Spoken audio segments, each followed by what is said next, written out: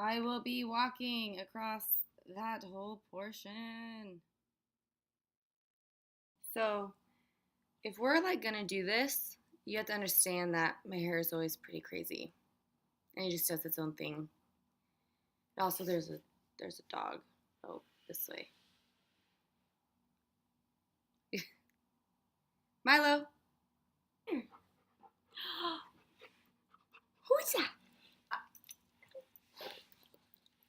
Ugh. Oh, oh. Okay.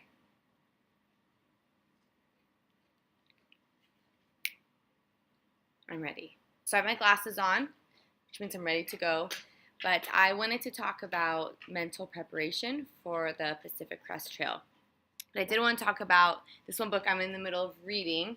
It's called The Pacific Crest Trials. Oh, it's tricky. Not trails, trials. The subtitle is A Psychological and Emotional Guide to Successfully Through Hiking the Pacific Crest Trail. So, I don't know. I mean, when you think about through hiking nonstop, about a 2,700-mile hike, I think most people, including myself, are like, that is probably going to be the most physically daunting thing you've ever done, which is true, probably for me at least. But I think so many people are like, how do I train? How do I get my body ready? Which I think is smart. I mean, you want to be healthy and all of that. But what I've heard from past through hikers, current through hikers, and all of that is mentally preparing is the most important. Okay. All right. So a little story time.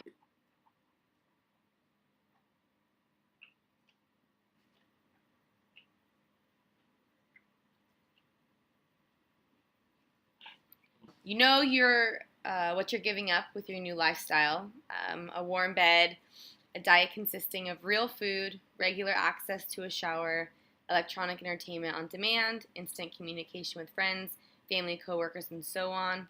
Um, he's saying pretty much if you've decided to hike the PCT, you know you're not going to have these things. Before I've said this isn't about comfort, obviously. So, but what he's talking about is most of us who, or pretty much all of us should know that if we're hiking the PCT, we're all not that concerned about the lifestyle change because we understand what's going to happen and we've accepted it and we're like, okay, yeah, we understand all of that. He goes on to say, in the beginning of your hike, everything will be exhilarating, even the hard times. Your first 90-degree day, the first time you wander off course, your first hailstorm, the first rattlesnake you narrowly avoid stepping on. Situations that might arouse fear and or frustration will leave you feeling on top of the world at the event's conclusion. There's a feeling of invincibility associated with overcoming these natural obstacles. But eventually, aggravation replaces exhilaration. And while hiking through the heat of the desert may have been fun, novel experience in the beginning, eventually your mind starts to say, I'm hot, I'm drenched in sweat, my arms and hands are so burnt, they look like lobster claws, which is sexy. I have blisters covering my feet, heat rash has taken permanent residence on my body, and I'm going to say there's probably going to be a lot of butt chafe. Yeah, I get a lot of butt chafe, and my cheeks are just like squished together. A lot of cheeks squishing, and that's going to be a problem. It's really painful.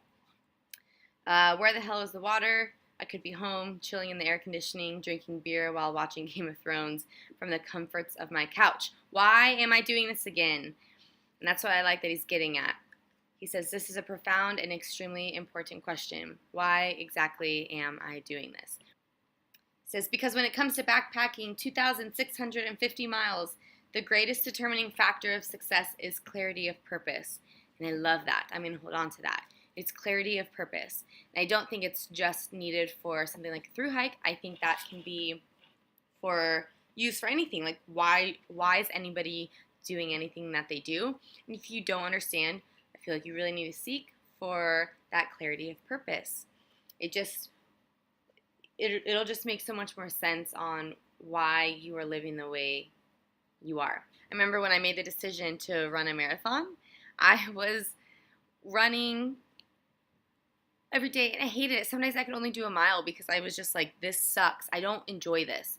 And then the longest I've ever ran was like a little under 9 miles.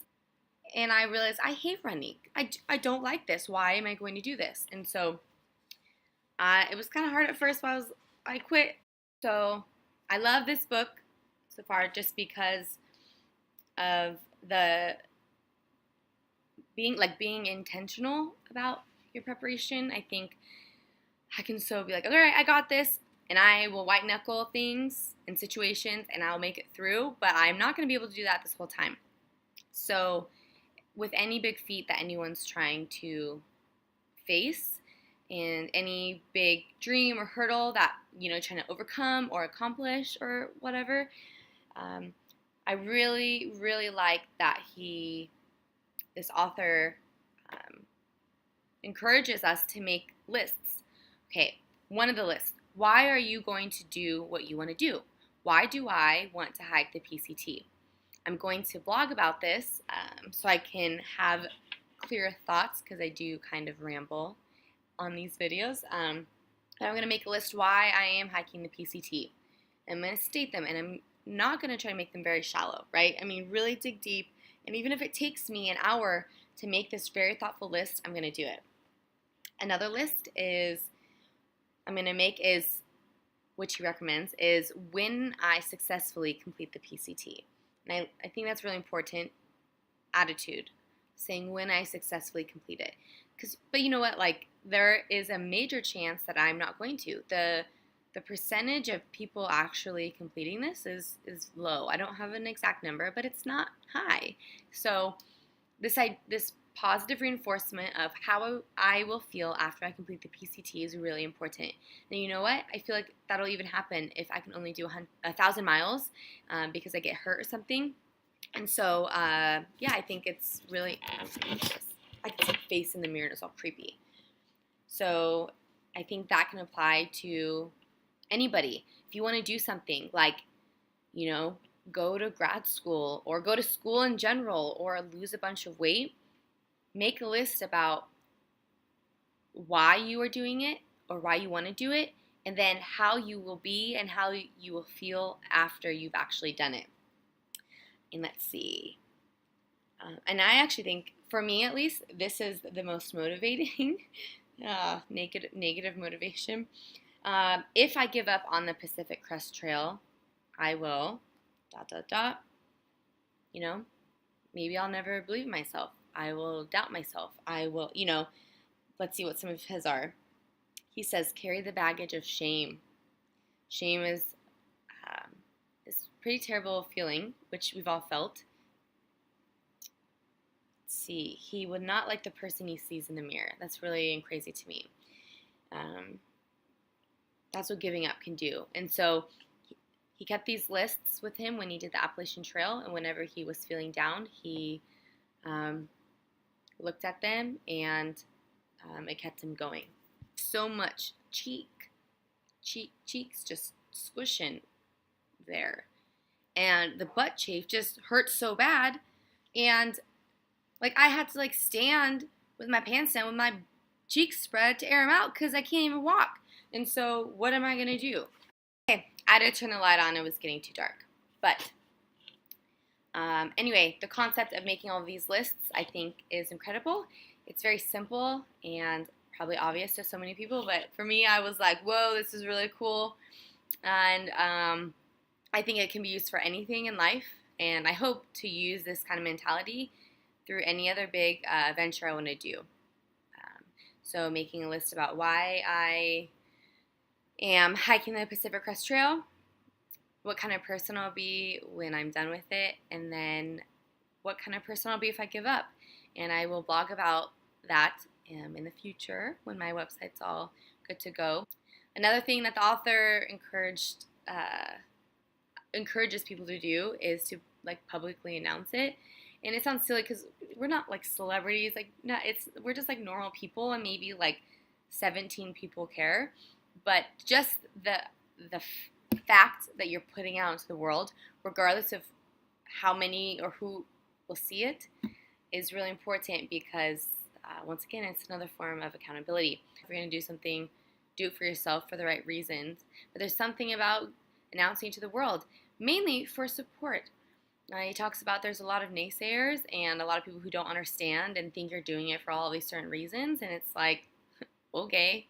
A lot of times people it's so easy to maybe assume about other people's lives and like why they're doing what they're doing, but really we have no idea what's going on in their brains. Another thing that it talks about is acceptance. Most people are going to be really nervous before they go on a trail. And it doesn't matter how athletic you are or how prepared you were, like with your resupply stops, but you're going to be nervous. And so, talking about fear and what fear does to our bodies and how easily like our minds can just let fear like take over. And he's just saying like accept the fact that these things are going to happen. It's inevitable. Accept it.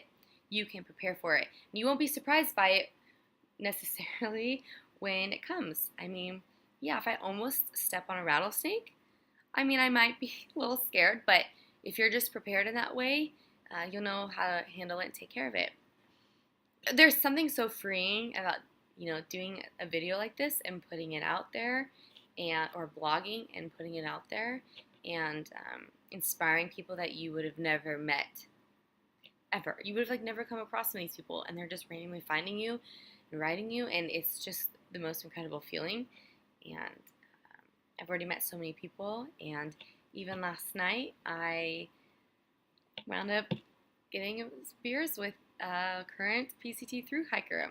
He's from England, and he's in Seattle, and we just hung out and talked, and I picked his brain, and it's incredible. And I would have never met this person if it wasn't for this trail.